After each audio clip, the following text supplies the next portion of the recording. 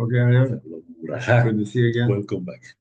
Okay, here we are. They say put on your seatbelt Fast and and into space. Into space means that every one of us has a neshama, and the neshama has a beautiful love of Hashem, and only the desire only to do what Hashem wants, and invest in the physical body, and the physical body is the lowest, from the lowest to the lowest.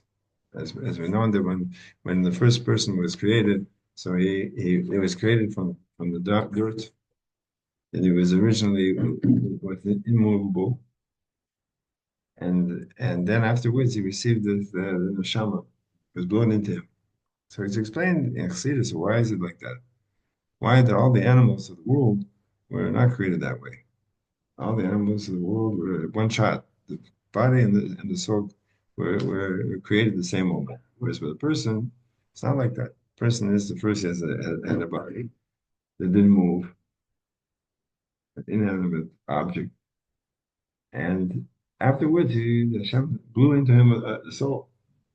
So he explained to see is why also what is this concept of blowing? You just say, give him a soul. Why is he blew into the soul? So now that a person it runs in Tanya, Sefer Tanya Kedisha, that when a person breathes, it's without effort. When a person blows something, it has to come from deep inside of it. That's when they're blowing up balloons. After a while, a person gets tired. Why? Because it's coming from the inner parts of a person, the inner parts of the breathing. So in spirituality, the fact that Hashem writes that the soul was blown in explains that the depth and the inner part of the Creator, and from that point, an example where the soul is coming from. Until we know that in essence, that there's unification between the souls of the Jewish people and the Creator, right? But that's one of the things which will be revealed now in the Geulah. That should be immediately today, right now. But meanwhile, the neshama is in a situation of it's called galus that he can't express and can't be controlled many times what the body is interested in doing. So therefore, that's the power of of the prayer. And when a person invests in the proper way approach of prayer, in terms of thinking into it and trying to absorb and to live with the concepts which are being revealed, so there gives opportunity to the soul should be able to come to the forefront, and the love of Hashem should become not only in his mind, but also in his heart. And afterwards, the continuation into his actions. As they know that those are the three garments of the soul, right? It's the thought, speech, and action. And so therefore now, as we're saying that we spoke before about the first part of the davening from the Bezuki de Zima, which is where Zima means to cut, is when you want to cut a tree, it was Zamir the tree. So too, a person has to sort of cut himself off from where his mind is interested in doing as soon as he wakes up, right? What to eat, what to do, where to go. And so he has to concentrate that he's now going to praise the Creator, come in touch with his love which he has of love and fear which he has natural hidden in his soul. So therefore, first thing is to remove him from his connection to the physicality by showing the unbelievable greatness of what the Creator is doing over here. And so that removes the animal soul from his interest in the physicality, because he realize that there's something going on which is above his understanding. But that's not enough. It's not enough. The person is just in a way or so to speak, amazed. But it has to be that he actually has to be convinced that it's really the best thing. So how is it possible to convince an animal soul that's interested in physicality that he should be interested in something more? So therefore, now we go on to the next part of the davening, which is called the brachas of the Kriya Shema. We think into, first of all, the service of the angels. Now we have to understand what is we really don't have so much of a contact with angels these days. Right? They don't seem to show up too often, or people if they show up, people don't even notice that they showed up. But the concept of an angel, as Rambam brings that there are really many levels of angels. It breaks it into 10 levels. But the angels are a kind of creation that has understanding and perception and and therefore also has emotion. That is a result of its understanding. As the angels, there were angels that were before the creation, there are angels that are now, and there are angels that have been created every moment. All different kinds of angels. But generally, we break them into two categories. One category are angels that they are in such a way that they understand the greatness of the Creator, that they want to be nullified in front of the Creator. Now, this word nullify is a funny kind of word. In Hebrew, it's called bitul. And in English, if you take Beetle, this was somebody, I remember Moya once said, what's Beetle? Beetle is be a tool.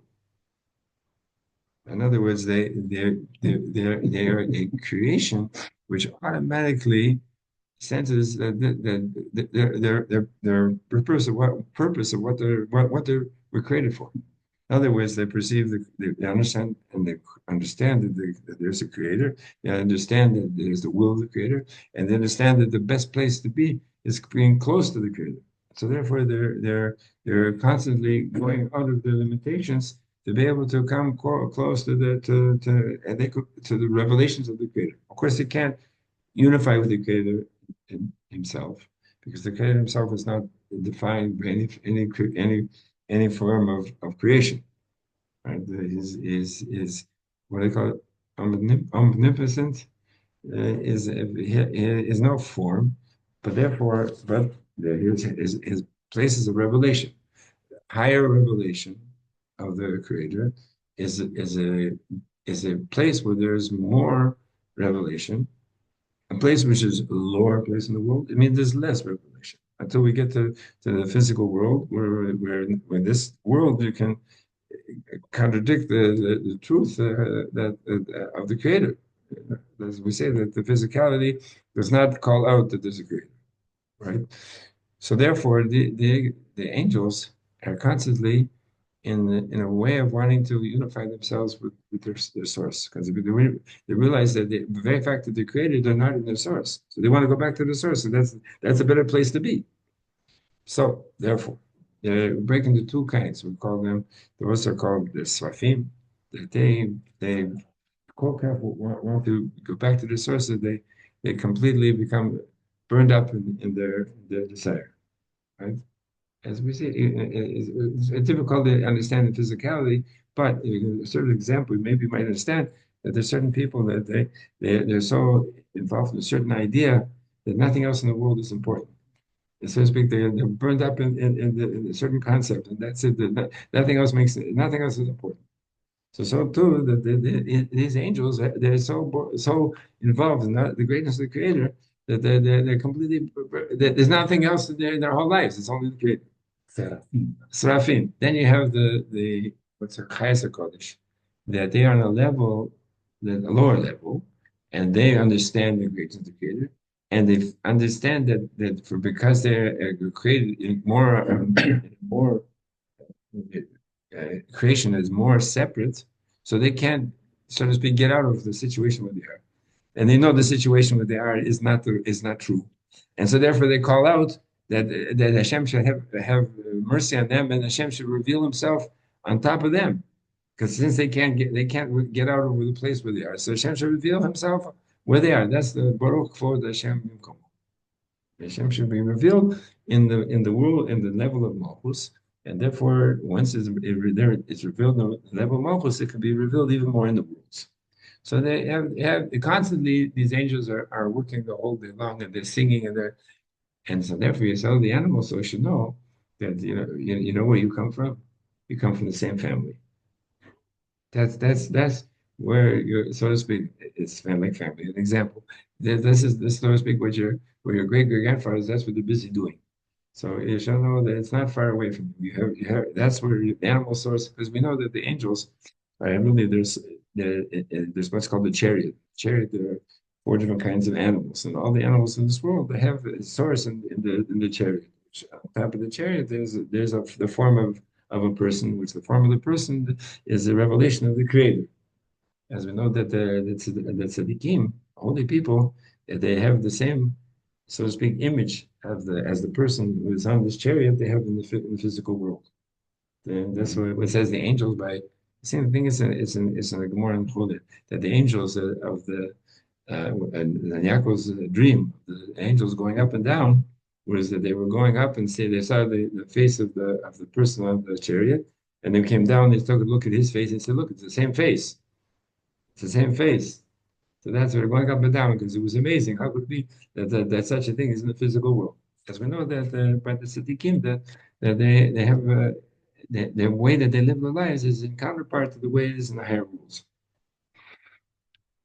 It's very interesting. Just by the way, that once when the previous Lubavitch Rebbe was having the doctors were checking him, he suffered his last years from certain physical problems, and they asked him to raise his hands. One of there was some sort of a thing want to check him. They refused to do it because the hands are the characteristics, and they have to remain below the mind.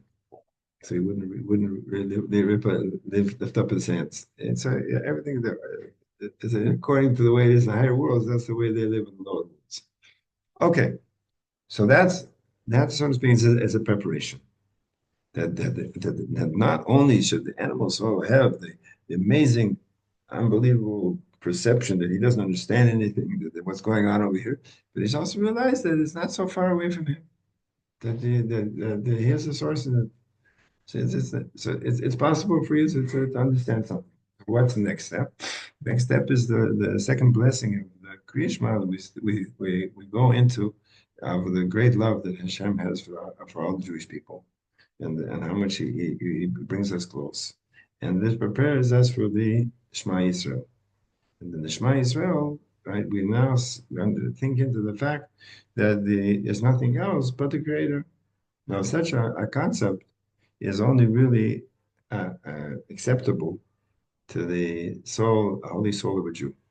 The animal soul can't understand 100% that there's nothing else but the Creator because he feels himself a separate existence. But he could admit at least that it sounds like it's right. It has to be that way. So that's how, so to speak, that the animal soul becomes close to the concept that there's nothing else but the Creator. And no, not just in a way that he doesn't understand, but now he understands. He understands that the angels are constantly praising the Creator, and they're constantly wanting to be a vessel toward to the Creator should reveal Himself, or they. And so, therefore, when it comes to time to say the Shema Yisrael, and we think about the fact that really there's nothing else but the Eibishter, and there's nothing else, and therefore we have to give ourselves completely over. So, therefore, it's possible to at least agree that it sounds like it's right. So therefore, now we've, so to speak, brought the animal soul from his interest in the physicality to understanding that there's this what's above the understanding here is really going on. Therefore, the best thing for him is to go along with it. We're heading in the big things when we're going to stand now in front of the Creator. So therefore, the animal soul we'll be able to be part of it, be able to understand that you want something, you have to ask the Creator. Therefore, it becomes now a unit, unified with the desire of the soul and the nefesh elokit of a Jew. And therefore, this is the process of where we began earlier of making a person. There has to be unification between the aleph, which is the nefesh elokit, the dam and nefesh habahamit, that should be to work together, that they should be able to stand in front of Hashem, and they should be able to ask them what their needs, and afterwards to go and to make a dwelling place for the Creator in the lower worlds. And with that we say, Yechi Adonai Rabbeinu Melech HaMashiach.